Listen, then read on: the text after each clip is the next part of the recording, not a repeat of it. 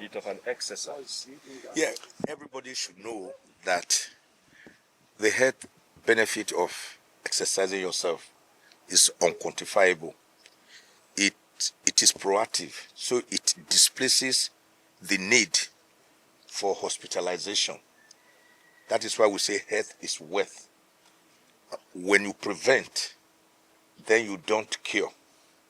So one should be before the other. Exercising yourself every day is good, not just for your physical health, but also for your mental health, your psychological health, your psychical health, and I dare say, therefore, your economic health, since health is wealth. If you are sick, no amount of money means anything to you. The wealthiest people in the world who still died, if they had an option to purchase their life with money, they would rather give out all the trillions of money they had and keep their health and their life. So when you are strong and healthy, you may not know what God has done for you. But God will not come down to give you good health. You have to do something, you have to contribute by doing the appropriate things. One, exercising yourself, appropriate diet. You can't eat heavy pounded jam by 1 a.m. and then you want to get slim, and then you don't want to get fat, or you don't want to get diabetes. But if in the night, for example, you take little vegetable after exercising yourself, then you are good to go. I prefer taking a lot of water, any heavy food in the afternoon. I'm not a breakfast person, although I've heard of the slogan, in the morning, eat like a king, in the afternoon, eat like a prince, and in the evening, eat like a pauper. I think it does work. So what MOC, Michael Ozechome's chambers, has decided to do for this quarter is health work, or work for life. And I think we call it Work for wellness. yes, work for wellness with Michael Ozekhome. Professor Michael Ozekhome, SAN. So we are going to work from here to through MTN, through Transcorp Hilton Hotel, through the Secretariat, through police headquarters, up to where? To Mona Lisa Park at area 11. And that's about how many kilometers? 7.5 kilometers. So we have a wellness doctor who came to give us a talk this morning. We also have the road safety corps that will lead us so that we don't interfere with traffic. And I think we also have first aid box. Yes, sir. And then we have some vehicles in case some of us may get tired. We don't all have the same ability and capacity. And at the end of the day, we want to use it to celebrate God, to glorify His name in full adoration. So shall it be. Amen. The mighty name of our Lord Jesus Christ of Nazareth. Sir, one more question, sir. Just on national issue. You just participated in the gathering of eminent personalities, especially on the issue involving Nigerian status. Yes. And the issue we want to take you on is regarding the constitution review. National Assembly lawmakers, they are on it. And many people, many states are agitating for creation of more states, while some people are saying that we don't have, the ones who have, many of them are not viable. You share with them in this creating more states? Well, it's a very dicey situation, because even at the 2014 National Conference, where by the grace of God, the national leadership, the conference leadership pronounced me the C0 of the conference because of my outstanding performance, a lot of people still ask for states. I think they even wanted up to 53 states in addition to the 36 we already have. You have a point there that many of the states right now are not even viable. they are not even viable because of the skewed federalist template we are operating, which is in the form of a unitary system of government, where all the powers are concentrated in Abuja, with about 67 items on the exclusive legislative list, including items as mundane as registration of marriage. Your marriage to your spouse is governed by federal law, licensing of vehicles. I mean, these are matters that should even go to local governments, not even to states. But here we are with a constitution that we are saddled with as a schedule attached to Decree number 24 of 1999, which was not given to us by the people, contrary to the preamble of the Constitution, but by a receding military junta headed by General Nnamdi Abubakar. Now, some of us are even now saying that rather than create more states, we should collapse the present structure into about 6 geopolitical zones, which will serve as regional governments. I now, from my experience now, I was a young boy when the parliamentary system was being operated. I've read a lot of literature, and I've seen that a parliamentary system of government operating on regional basis will be more beneficial to the people because it will catalyze development and competitiveness amongst the regions. But right now, no state is competing. All of them just go to Abuja at the end of the month, using their commissioners for finance, to go and take from the federation account, to go and share under section 162 of the Constitution. So Nigeria has become a sharing country, which is not baking. All these states don't care about how to bake. How many people know that Nasarawa State nearby here has over 36 types of solid minerals, followed by Plateau State with up to 28, followed by Sokoto, Kaduna State.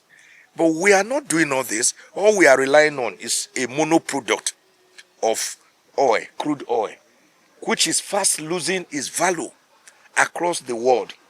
So I would have always said, if we are going to retain the state structure, then we should retain the states as the federating units to the federal government, thus having 2 tiers of government. But right now we have 3 tiers of government, including the local government, which has been marginalized.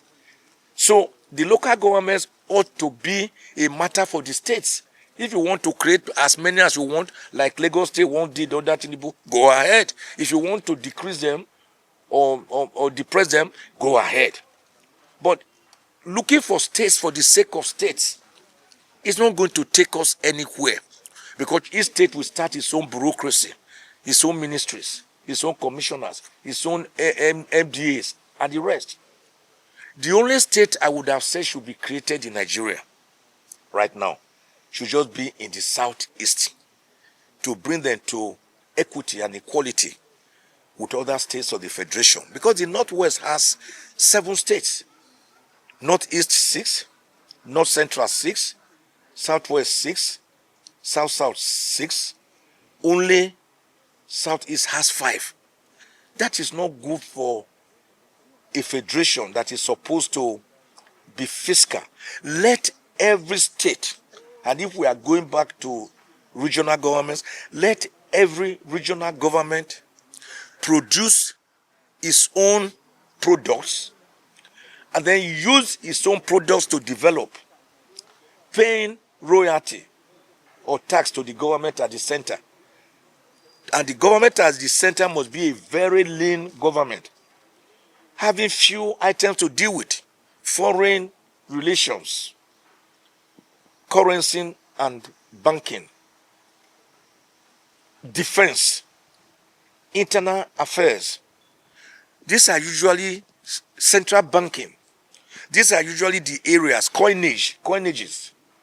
These are usually the area you need federal weight. What is the federal government's business with regulating people producing electricity, producing water, even licensing plates? So we need to operate a truly federal system, as we did it before the Major Kaduna Nzogu Chukwuma-led military purge on the 15th of January 1966, when the then 3 regions, which we got from the 1954 Little Two Constitution up to 1960 and 1963, when we had 3 regions, before August 10, 1963, when the Midwest region was created out of Western region, and we now had 4 regions. Each region had its own constitution. Then we had the federal constitution at the center, with Tafawa Balewa being the prime minister. But you will see that under that truly federalist fiscal federation or arrangement, Ahmadu Bello was the leader of the NPC, Northern People's Congress, preferred to stay back to govern his people as premier, and he sent his deputy, Alhaji Tafawa Balewa, to the center to be prime minister. And one preferred to be in the opposition, to be premier of his own people. Zik, and after him, Dr. Michael Okpara, preferred to be premier of his eastern region. And then in the Midwest region that was later created, Dr. Dennis Osadebe, Jereti Mariri, and all of them preferred to govern their regions. What did it lead to? Competition, not envy, not jealousy, but healthy competition.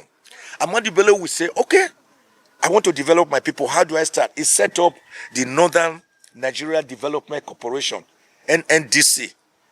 With that, he could use the northern products, which were the Kano groundnut pyramid, the hides and skin and the cotton, to develop the north, building the Yankari Game Reserve, the Ahmadu Bello University, Zaria, the Doba Hotel, and many of the industries you are still seeing there till today.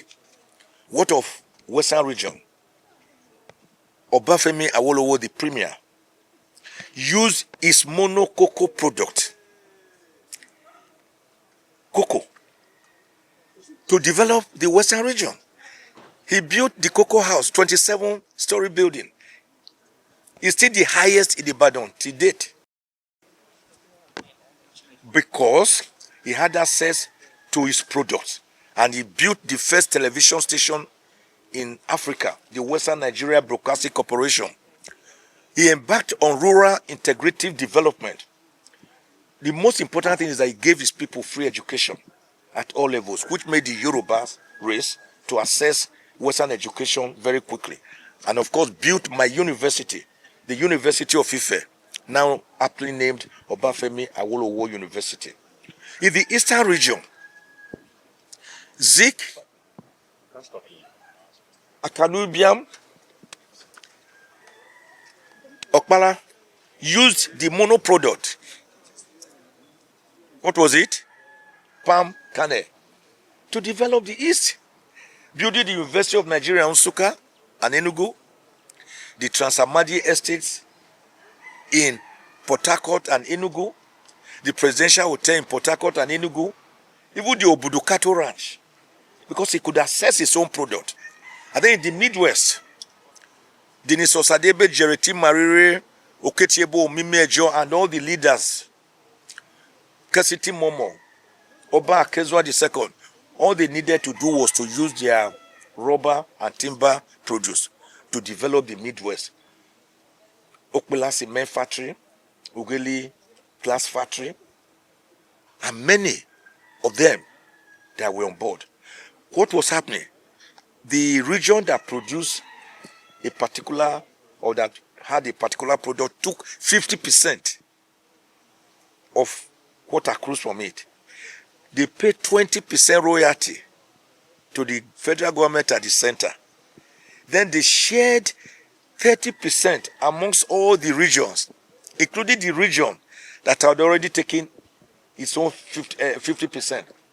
So with that, we saw Nigeria blooming and blossoming, developing, catalyzing. Everyone wanted to outdo the other. But we don't have that now. So all the states now, none of them wants to produce. Which state can you say is outstanding today, apart from having VAT that gives us cheap money? Is VAT a developmental product? Is that agriculture? I'm asking, is VAT agriculture? Is it that you have produced something? You are just relying on taxation on produce from across your area. That's not. So for you to be productive, you need to do what the Asian tigers did when they were behind us in the 50s and early 60s.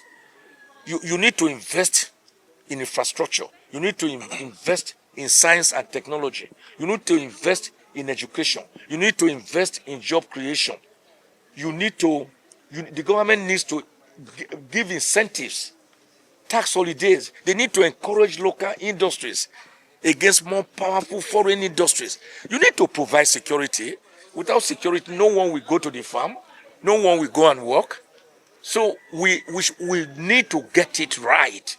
Nigeria is not right the way we are operating now. We can't move forward. We are just operating without a compass to a journey of no destination. We can't do it and get it right this way. We can't be owing nearly 150 trillion naira foreign debt, and we hope to grow. We can't be using about 70 to 80% of our budgetary allocation on recurrent expenditure and servicing of debts, therefore freeing only 20 to 30% on capital projects. Is a lie. We can't grow, and that lack of growth creates more insecurity, more anger, more despondency, more quarrels, and more melancholy. And you see people fighting against each other, interreligious disputes. Religious, tribal, ethnic. Nigeria is not moving well. The biggest black nation in the world, that is about 239 million people now, which should use its population as a strength. The biggest black nation on earth is not doing well because we are not doing it right. Go to small countries like Rwanda, Botswana, and see what is going on. We are being left behind.